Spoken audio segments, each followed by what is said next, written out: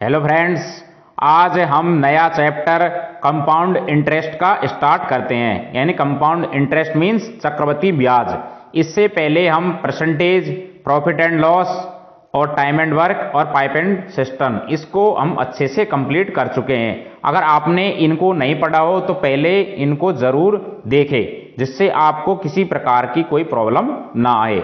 अगर आपने अभी तक मेरे चैनल को सब्सक्राइब नहीं किया हो तो सब्सक्राइब जरूर करना और ज्यादा से ज्यादा लोगों को शेयर करना, जिससे सभी को इसका बेनिफिट मिल सके। अब आज हम देखते हैं चक्रवृद्धि ब्याज। चक्रवृद्धि ब्याज में होता क्या बेसिकली? चक्रवृद्धि ब्याज में क्या है कि ब्याज के ऊपर ब्याज लगता है। यानी जैसे हमने किसी को 1,00,000 रुपये उधार दिए। अब देखो 1,00,000 रुपये हमने उधार दिया जैसे 5 साल के लिए, तो साधारण ब्याज यानी सिंपल इंटरेस्ट में क्या होता है कि 1,00,000 का डायरेक्टली हम जैसे 5% पे दिया तो 5% का 5 साल के लिए निकाल देंगे सीधा। लेकिन इसमें क्या होता है, जैसे 1 साल का जो ब्याज है फिर उसको अपन ऐड करके फिर दूसरी साल ब्याज ऐड होके फिर ब्याज लगेगा उसका, ना कि 1,00,000 पे। 1,00,000 का जो भी ब्याज होगा 1 साल का फिर वो ऐड हो जाएगा, फिर वो जुड़ के फिर दूसरी साल का निकलेगा। इस तरह से इसमें निकलता है। इसका एक रामबाण फॉर्मूला, अगर कुछ भी याद नहीं आए तो एक फॉर्मूला, उससे आपको कोई भी क्वेश्चन भी आराम से कर सकते हैं। जैसे उसका अपन को मैं फॉर्मूला आपको बताता हूं। जैसे ये है मिश्र धन, यानी मिश्र धन का फॉर्मूला। अब देखो मिश्र धन यानी जिसको हम बोलते हैं कुल धनराशि, इसका फॉर्मूला देखो। यानी कुल धनराशि, कुल धनराशि, धनराशि, इसका जो फॉर्मूला है यानी कुल धनराशि, इसको हम बोलते हैं मिश्र धन। यानी मैं बार बार जब यूज में करूंगा वर्ड तो मिश्र धन वर्ड यूज में करूंगा, इसलिए आप ध्यान रखना मिश्र धन किसको बोल रहे हैं, यानी जो कुल धनराशि को। इसका जो फॉर्मूला है वो है पी, यानी P means principal, principal means मूलधन, कोष्टक 1 plus R, R means rate upon 100, यानी 100 की पावर टी मीन्स टाइम, जितना भी टाइम। अब इसमें अपन जैसे 1,00,000 रुपया, तो 1,00,000 रुपये यहां लिख देंगे पी की जगह। 1 प्लस 5%, 5%, 5 साल के लिए, 5 साल के लिए पावर टी बराबर 5। इस तरह से इससे हम किसी भी क्वेश्चन को सॉल्व कर सकते हैं। अगर आपके पास किसी प्रकार की कोई शॉर्ट ट्रिक वगैरह कुछ भी याद नहीं आए एग्जाम हॉल में, तो ये फॉर्मूला आप सबके लिए। अब जैसे इसमें चक्रवृद्धि ब्याज निकालना हो तो ये कुल धनराशि ये वाली, इसमें से हम माइनस कर देंगे किसको, ब्याज को, सॉरी ब्याज नहीं मूल, इसको मूलधन को, तो उससे आ जाएगा आपके पास क्या, चक्रवृद्धि ब्याज।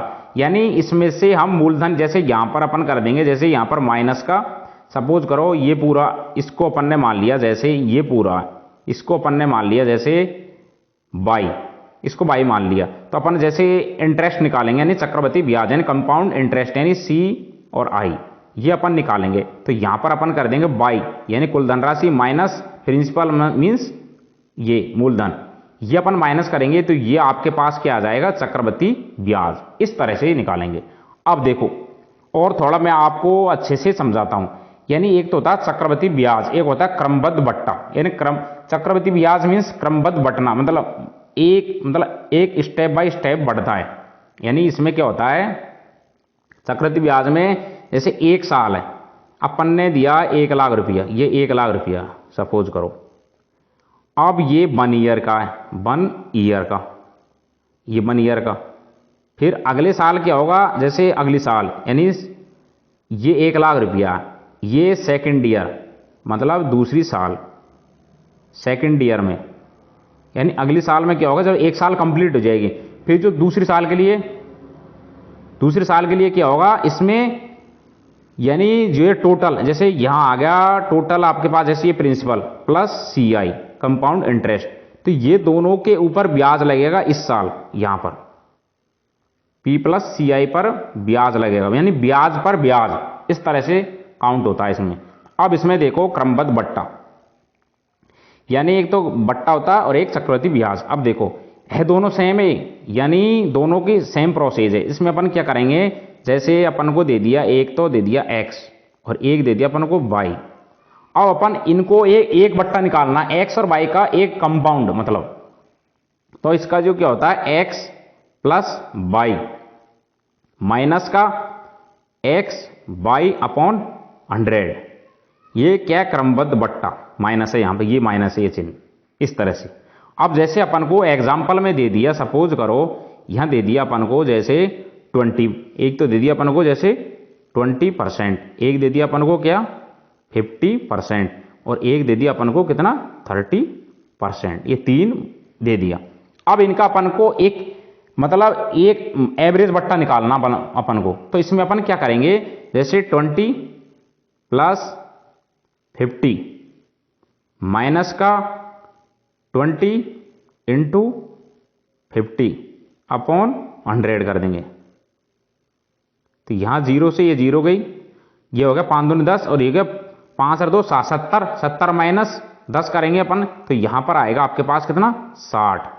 अब एक तो 60% आपके पास ये, और एक आपके पास ये पहले से ये 30 बच गया। अब 60 और 30 का अपन निकालेंगे, तो 60 और 30 का निकालेंगे तो क्या करेंगे 60 प्लस 30 माइनस 60 इंटू 30 अपॉन 100, यह 0 से ये 0 गई, करेक्ट। तो यहां पर आएगा जैसे 60 और 30 क्या होगा 90 माइनस 30 18, तो यहां पर आपके पास आएगा कितना 72%। इस तरह से ये क्रमबद्ध बट्टा है। अब देखो एक और निकालते हैं अगला। अब इसमें देखो 4, अगर जैसे 4 क्रमबद्ध बट्टा दे दिया अपन को, जैसे इस तरह से दे दिया अपन को, जैसे 12 सही 1/2%, एक दे दिया अपन को 9 सही 1/11%, और एक दे दिया अपन को 11 सही 1/9%, और एक दे दिया अपन को क्या 10%, ये दे दिया। अब देखो एक तो मैंने आपको अभी बताया था x plus Y minus X Y upon 100, उससे निकाल सकते हैं अपन ये दो को ऐड कर करके। लेकिन एक इस तरह से भी निकाल सकते हैं आप लोग, जैसे यहां लिख देंगे अपन, जैसे ये 12 सही 1/2 है, इसको अपन लिखेंगे यहां पर क्या 1/8, क्यों, क्योंकि अपन ने इसको फ्रैक्शन में तोड़ दिया। 12 सही 1/2 इन्हें 12 दूनी 24 और 25, 25/2 इंटू 1/100, तो इसकी जो वैल्यू आएगी 1/8। इसी प्रकार 9 सही 1/11, इसकी वैल्यू आएगी कितनी 1/11। इसी प्रकार 11 से 1/9 की वैल्यू आएगी क्या 1/9। फिर इसी प्रकार इसकी वैल्यू आएगी 10 की 1/10, फ्रैक्शन में तोड़ दिया। अब ये क्या बोल रहा बट्टा, बट्टा मतलब ये माइनस आएगा, करेक्ट। अब देखो अब अपन इसको जमाएंगे, यहां लिख देंगे जैसे 8 है, 8 के समतुल्य यहां लिख देंगे 8 में से 1 गया तो ये हो गया 7। इसी प्रकार ये हो गया 11 में से 1 जाएगा तो ये होगा कितना 10।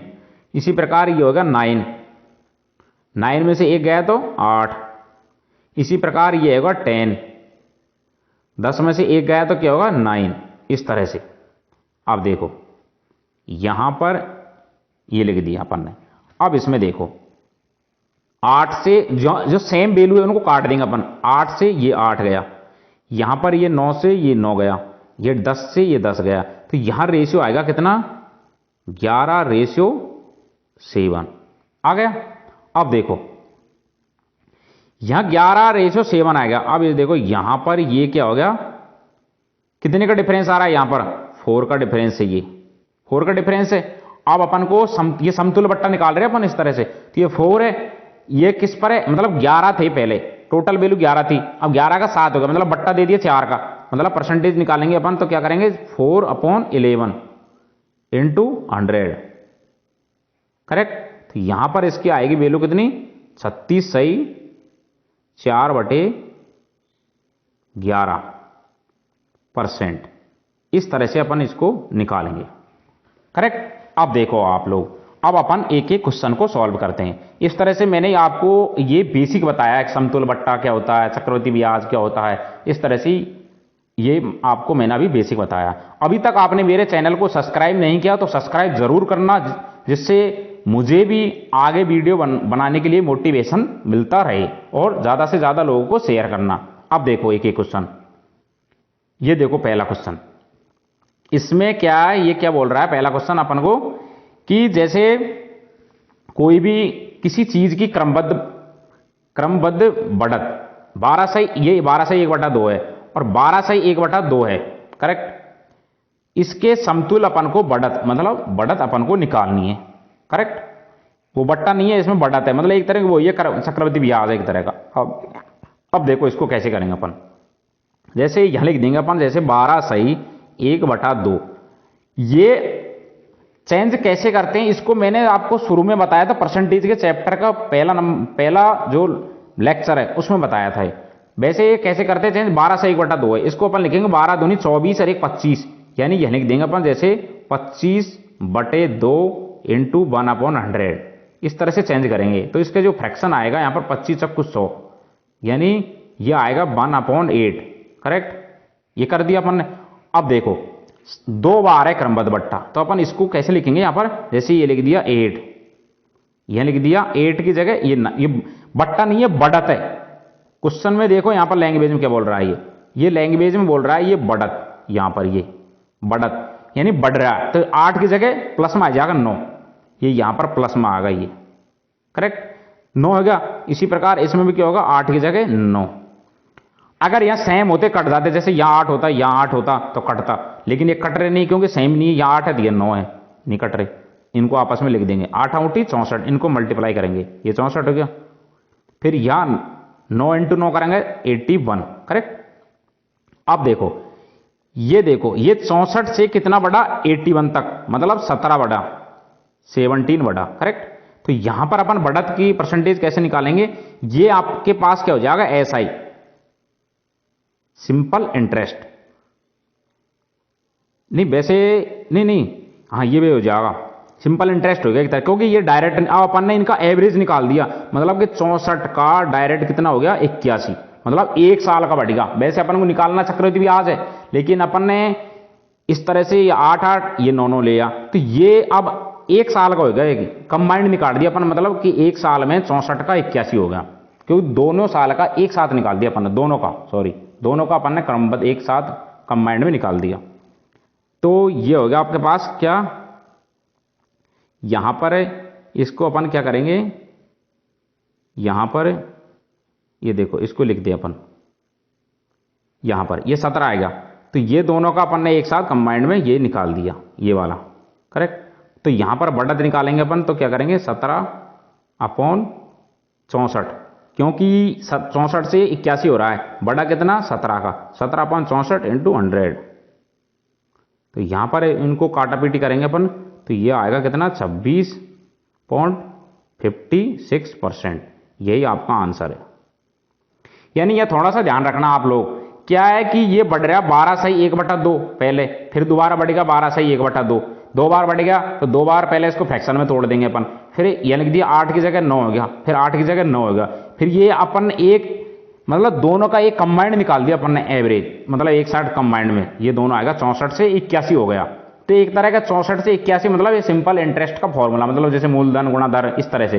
तो ये बढ़ेगा 17 बढ़ा कितने का, ये 64 के, 64 से 81 हुआ, मतलब 17 बढ़ा, लेकिन 64 की तुलना में बढ़ा। ये इस तरह से अपन ने इसको परसेंटेज में चेंज कर दिया, करेक्ट।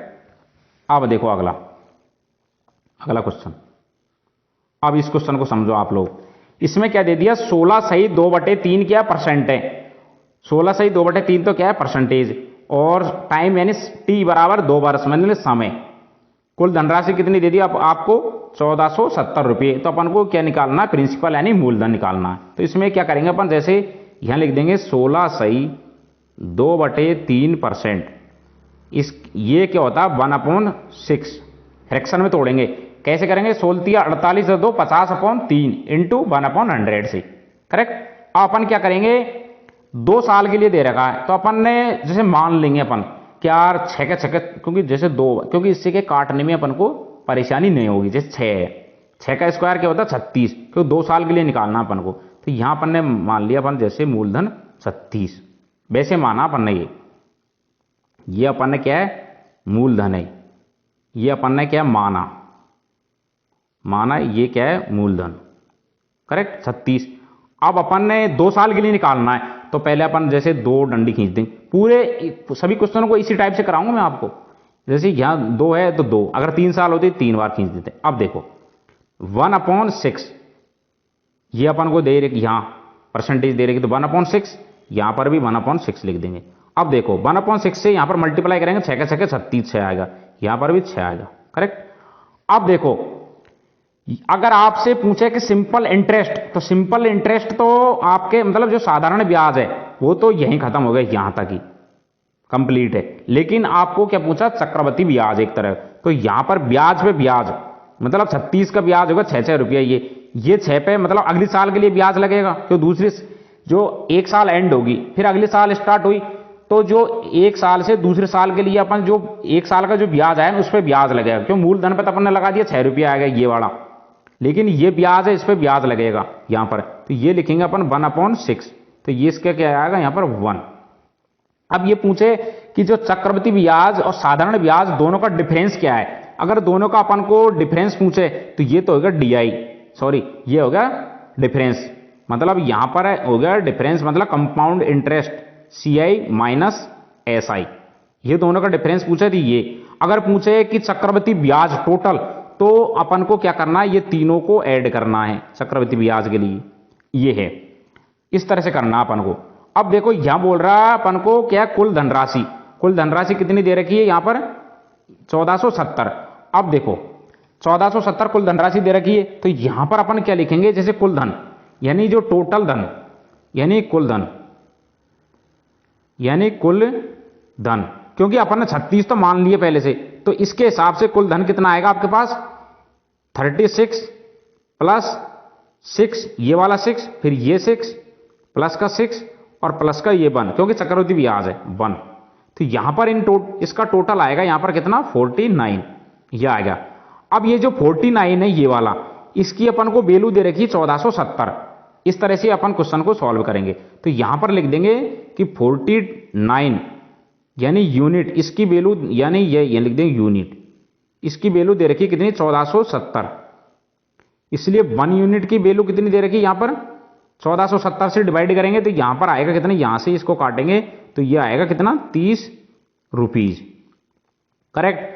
अब ये बोल रहा है मूलधन, अब ये 1 यूनिट की वैल्यू 30 रुपये, अपन ने माना 36, तो यहां पर अपन क्या करेंगे, यहां पर इससे अपन क्या करेंगे मल्टीप्लाई कर देंगे, यानी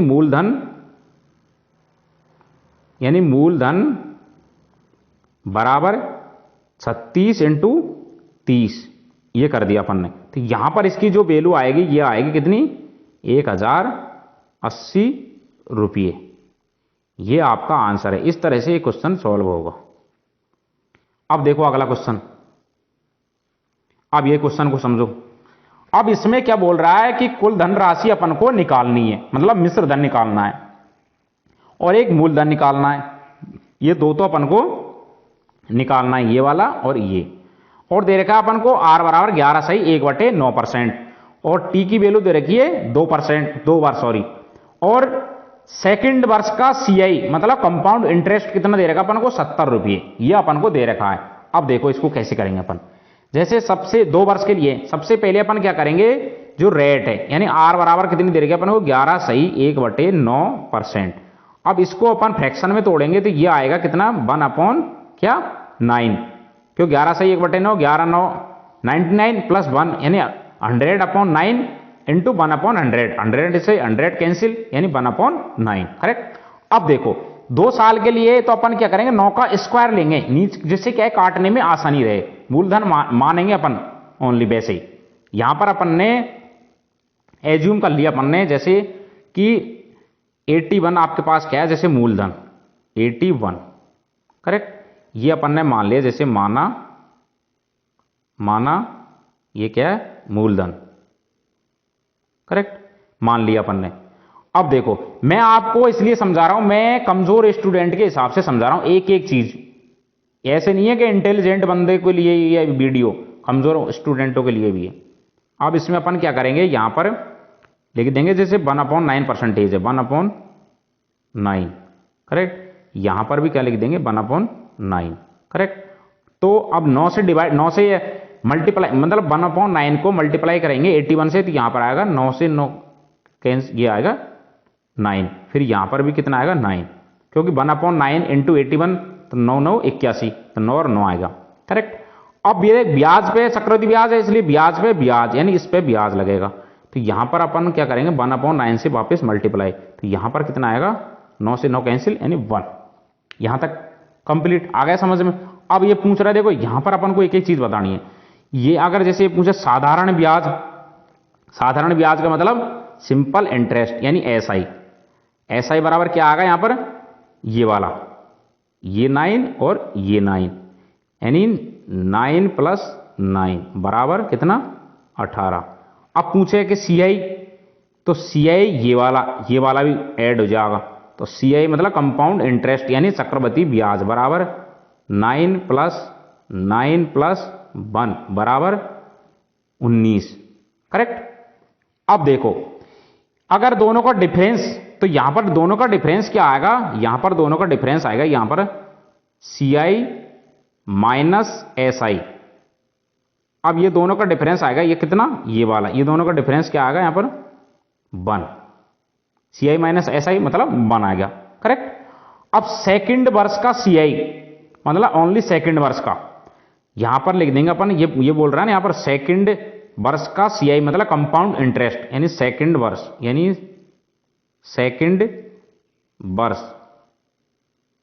सेकंड वर्ष का कंपाउंड इंटरेस्ट। तो यहां पर क्या आएगा, इन दोनों को अपन ऐड कर देंगे, यानी यहां पर ये दोनों ऐड हो जाएगा ये, क्योंकि ओनली सेकंड वर्ष का पूछ रहा है ना कि 2 साल का। तो यहां पर क्या आ जाएगा, 9 + 1 बराबर कितना, 10। करेक्ट। अब देखो यहां पर जो सेकंड वर्ष का सीआई अपन को दे रखा कितना, यहां पर ये दे रखा ये 70। तो यहां पर लिख देंगे अपन जैसे 10 यूनिट, 10 यूनिट की वैल्यू कितनी दे रखी है यहां पर 70, इसलिए 1 यूनिट की वैल्यू क्या आएगी यहां पर, 0 से 0 कैंसिल यानी 7 आ गई। करेक्ट। अब पूछ रहा है यहां पर एक तो मूलधन और एक मिश्रधन।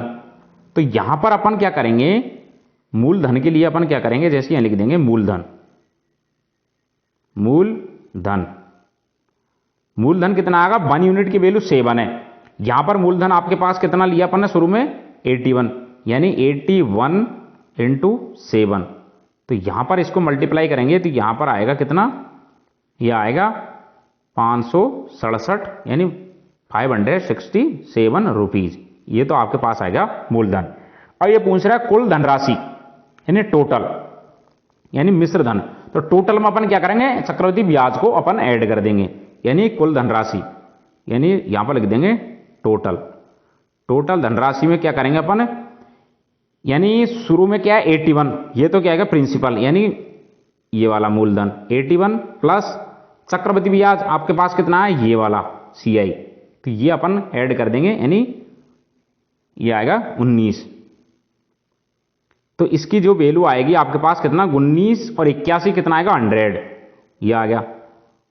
अब ये 100 आएगा, 1 यूनिट की वैल्यू कितनी है 7, तो अपन क्या कर देंगे यहां पर 100 × 7, तो यहां पर आपके पास कितना आएगा 700 रुपीज, 700 रुपीज। ये आपका आंसर है। यहां पर ये कुल धनराशि, ये तो होगी कुल धनराशि और ये होगा मूलधन, और ये आपके पास SICI इनका डिफरेंस पूछा है तो ये डिफरेंस आएगा ये वाला। इस तरह से क्वेश्चन को आराम से अपन सॉल्व करेंगे। इस तरह से मैं आपको हर क्वेश्चन को अच्छे से डिटेल में समझाऊंगा। अभी तक आपने मेरे चैनल को सब्सक्राइब नहीं किया तो सब्सक्राइब जरूर करना और ज़्यादा से ज़्यादा लोगों को शेयर करना, जिससे सभी भाइयों को इसका बेनिफिट मिल सके। मैं आपको हर एग्जाम की तैयारी के लिए सबसे बेस्ट मैटर दूंगा। यहाँ पर मैं ऐसा नहीं है कि स्किप कर दिया क्वेश्चनों को, हर क्वेश्चन को अच्छे से डिटेल में समझाऊंगा विद एकदम प्रीवियस क्वेश्चन और साथ में लेके चलूंगा, और एक एक क्वेश्चन को बहुत बढ़िया तरीके से आप जिससे किसी भी एग्जाम को अपन फाइट कर सकते हैं। SSC हो, बैंक हो, रेलवे हो और RAS प्री हो, कुछ भी हो जिसमें भी मैथ आ रही है, सब में आपकी ये जो मैं टॉपिक पढ़ाऊंगा ना वो पूरे टॉपिक से एक भी क्वेश्चन आपको एग्जाम में दिक्कत नहीं आएगी। और एक ट्रिक से बताऊंगा, ऐसे नहीं है कि इधर से उधर एक यार ये 10 ट्रिक बता दिया मजा के कंफ्यूज बच्चा यार कैसे करे क्वेश्चन को, कौन सी ट्रिक लगाए क्या करे अपन। इसलिए मैं आपको सबसे बेस्ट और सबसे शॉर्ट एंड स्वीट सबसे अच्छे ट्रिक बताऊंगा जिससे आप क्वेश्चन को एग्जाम में एक बार पढ़ के आराम से सॉल्व कर सकते हैं। आप मेरे साथ हमेशा बने रहना, जिससे क्या है कि मैं आपको मैथ अच्छे से तैयार करवा सकूं। इसलिए थैंक्स दोस्तों।